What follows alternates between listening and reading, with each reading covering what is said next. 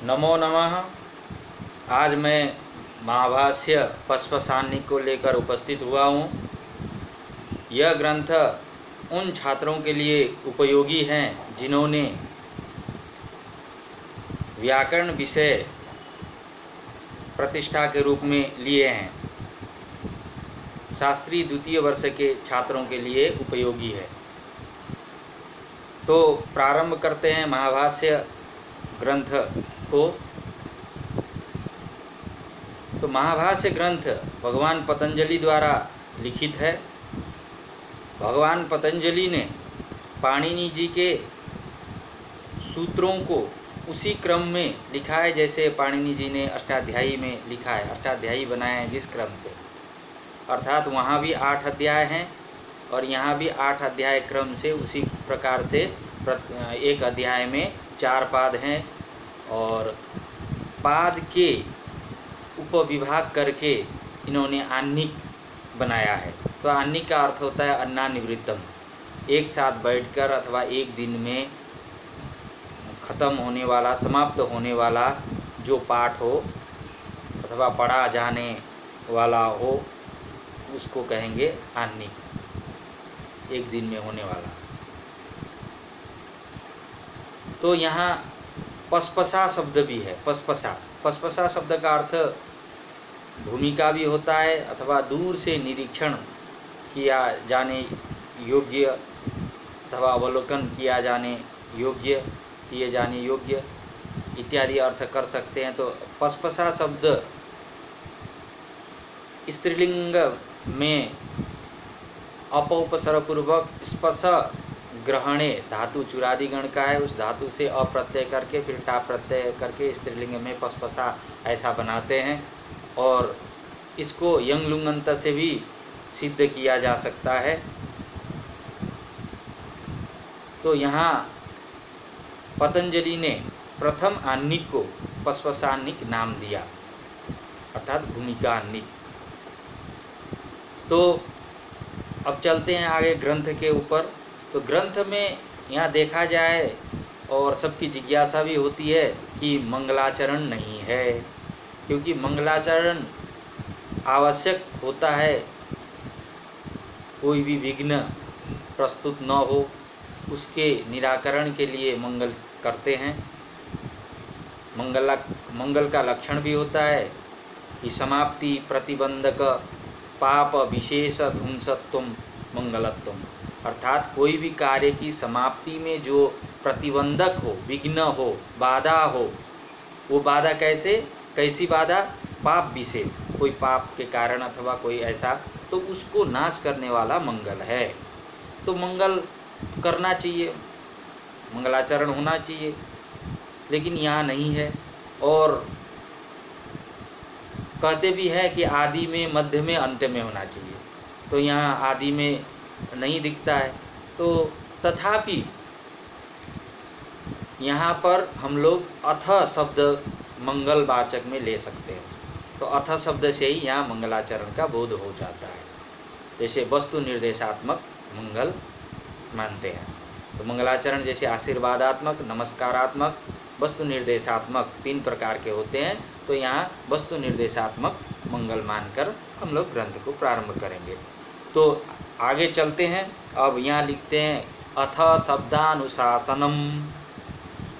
अथ शब्दानुशासन, अथ शब्द हम लोग कोई स्तोत्र इत्यादि में हर जगह अथवा पाठ के आरंभ में अथ देखते हैं और अंत में इति देखते हैं। अथ और इति, ये अथ प्रारंभ सूचक है और इति अंत्य सूचक है।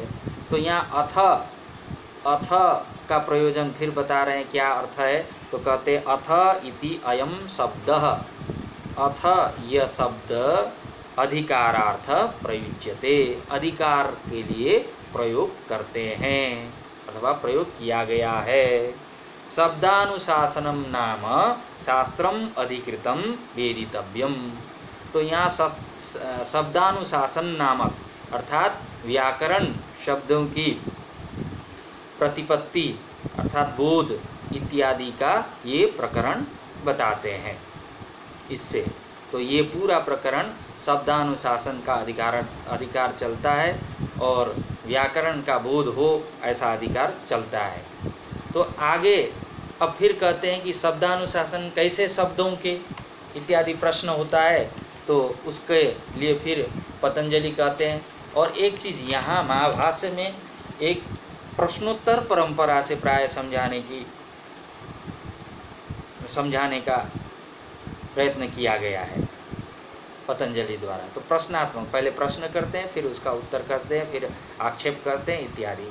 तो अब शब्दानुशासन कहा, तो शब्दों के अनुशासन, तो कैसे शब्द, तो फिर कहते हैं वही स्वयं प्रश्न करते हैं। तो केशाम शब्दानाम, कौन से शब्द, कैसे शब्दों का ये अनुशासन हो, बोध हो, कैसे शब्दों का व्याकरण बोध हो, ऐसा कहते हैं। तो फिर आगे कहते हैं, समाधान देते हैं, लौकिकानाम वैदिकानाम च, लौकिक शब्द और वैदिक शब्दों के। लौकिक शब्द लोक में होने वाले, लोके भवा लौकिका, वेदे भवा वैदिका, मतलब लोक में जो प्रयोग करते हैं हम लोग, ये सामान्य संस्कृत जो प्रयोग करते हैं वो लौकिक, और वेद में जैसे मंत्र इत्यादि जहाँ प्रयोग है तो वो वैदिक हो गया।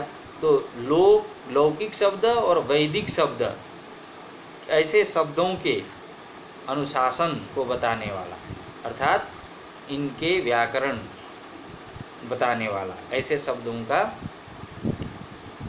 बोध हो। तो फिर आगे ये दिखाते हैं कि लौकिक शब्द कौन है, वैदिक शब्द कौन है। तो तत्र लौकिकास्तावत्, ऐसा कहते हैं। तो लौकिक शब्द ये है क्या क्या, तो गौ, अश्वः, पुरुषः, हस्ती, शकुनी, मृग, ब्राह्मण इत्यादि है। तो ये गौ शब्द हो गया, और ब्राह्मण शब्द हो गया, हस्ती शब्द हो गया, और मृग शब्द हो गया। ये सब क्या है, लौकिक शब्द है। और वैदिक शब्द क्या है, तो ये दिखाते हैं, सन्नो देवी रविष्टये, ये मंत्र है, उसमें सन्नो देवी रविष्टये ये शब्द है। इखेतोर्जेत्वा अग्निमीले पुरोहितम, अग्न आयाही बीतये इत्यादि, ये सब शब्द है वैदिक शब्द। तो लौकिक शब्द और वैदिक शब्दों का, तो ऐसा कहते हैं। फिर आगे, अब ये लौकिक और वैदिक शब्द तो इन्होंने बताया। अब लौकिक शब्द में गौ शब्द बताया, तो गौ शब्द से क्या अर्थ लेंगे, तो उस अथवा गौ यहाँ कौन सा शब्द है इत्यादि प्रश्न करके महाभाष्यकार कहते हैं, अथ गौ इत्यत्र क शब्द, गौ यहाँ पर क्या शब्द है। तो उसके उत्तर में फिर कहते हैं, जिज्ञासा स्वयं करके फिर कहते हैं, किम क्या, यत् शासना लांगूल ककुद खुर विषाण्यर्थ रूपम सशब्द, किम यत् तत् शासना लांगूल ककुद खुर विषाण्यर्थ रूपम सशब्द, क्या शासना, जैसे गाय इत्यादि के उसमें जो ये गले में जो लगा होता है उसको कहते हैं शासना।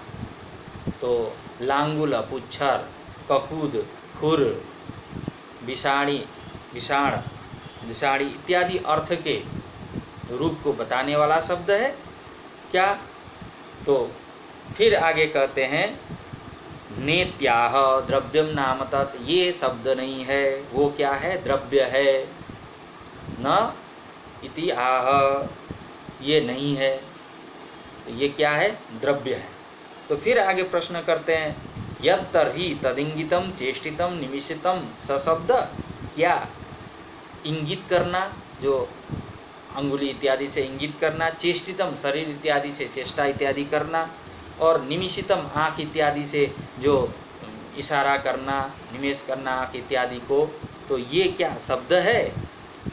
प्रश्न फिर कहते हैं, नेत्या, ये भी शब्द नहीं है, ये क्या है, तो क्रिया नामसा, ये भी क्रिया है, ये सब क्रियाएं हैं, कि शरीर घुमाना, आँख वो झपकना इत्यादि, ये सब क्रिया है। फिर प्रश्न करते हैं, यत् तर्हि तत् शुक्लो नील कपिल कपोत इति सशब्द, तो क्या तब शुक्लः नीलः कपिलः कपोत, शुक्ल सफ़ेद, नील नीला, और कपिल कपिल गेरुआ, और कपोत चित्र चितकबेरा। क्या ये सब शब्द है? तो कहते नेत्या, ये भी शब्द नहीं है। क्या है? तो ये गुण है। गुणो नाम स, ये सब गुण है, क्योंकि शुक्लत्व एक गुण है, कपिलत्व एक गुण है, नीलत्व गुण है, ये सब गुण है। तो फिर कहते हैं प्रश्न, यत्तर्हि तत् भिन्नेषु अभिन्नम छिन्नेषु अवच्छिन्नम छिन्नेषु अच्छिन्नम सामान्य भूतम सशब्द। तो फिर कहते हैं क्या भिन्न होने पर भी अभिन्न जो रहता है और छिन्न होने पर भी जो अछिन्न रहता है, तो क्या वही सामान्य भूत जो शब्द वही शब्द है? तो कहते नेत्या, वो भी नहीं है। आकृति नाम सा, वो क्या है? आकृति है। यदि छिन्न होने पर भी अछिन्न जैसे कि तैसे रहता है, भिन्न होने पर भी जैसे कि तैसे अभिन्न रहता है, तो ये सब क्या है? आकृति है। फिर कहते हैं कस्तरी शब्द, तब क्या शब्द है? ये सब इतने नहीं है तो क्या है? तो फिर उत्तर देते हैं, समाधान देते हैं महाभाष्यकार। कहते एनोच्चारितेन शासना लांगुल ककुद खुरविषाणीनां संप्रत्ययो भवति स शब्द। एन एन उच्चारितेन, जिसके उच्चारण करने से, जो अर्थात गौ शब्द के ये उच्चारण करने से शासना लांगुल ककुद खुर और विषाणी इन सब का बोध हो, वही शब्द है। तो ये समाधान करके अंत में इन्होंने कहा कि गौ इत्यत्र ये शब्द है। शासना लांगुल ककुद खुर विषाणी नाम संप्रत्ययो यत्र भवति स शब्द, ये करके इन्होंने समाधान दिया। फिर आगे कहते हैं कि अथवा प्रतीत पदार्थ को लोके ध्वनि स शब्द। वो फिर ये तो दिया ही, फिर दूसरा वो कहते हैं तो क्या व्यवहार में पदार्थ का ज्ञान कराने वाली जो ध्वनि है वही शब्द है? फिर ऐसा कहते हैं तद्यथा, जैसे शब्दम कुरु, शब्द करो, माँ शब्दम कार्षि, शब्द मत करो, शब्द कार्ययम माणवक, ये माणवक जो है शब्द करने वाला है, इति ध्वनिम कुर्वन् इव उच्यते, कुर्वन् नेवम उच्यते। तो ये ऐसी ध्वनि करने पर जो ध्वनि शब्द है वो शब्द है क्या? अर्थात ये शब्द मत करो, ये करो, अथवा ये बालक ऐसे बोलता है, अथवा ये शब्द करता है इत्यादि जो हम लोग बोलेंगे, तो वही ध्वनि जो ध्वनि है वही शब्द है। तो ऐसा कहते हैं। इन्होंने दो समाधान वो दिया है। एक तो ये स्नासना लांगुल ककुद खुर विषाणी नाम संप्रत्यय यत्र भवति स शब्द, और दूसरा प्रतीत पदार्थ को लोके ध्वनि स शब्द। तो ये शब्द के विषय में हो गया। आज के लिए इतना ही।